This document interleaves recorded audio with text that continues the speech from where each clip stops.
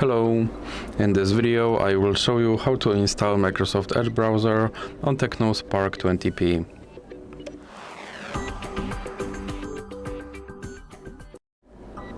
So you have to start by opening your Google Play Store, then click on search bar and type in Edge.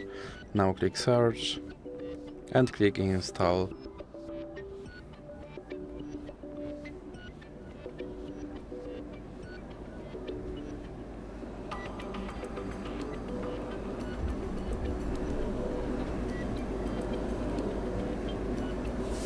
Now click open. Then you can set this browser as a default browser, or you can click not now, and here you have to confirm your data and privacy settings. And as you can see, my Microsoft Edge browser is now installed and is ready to use. So that's it for this video. If you liked it, please remember to leave a like and subscribe.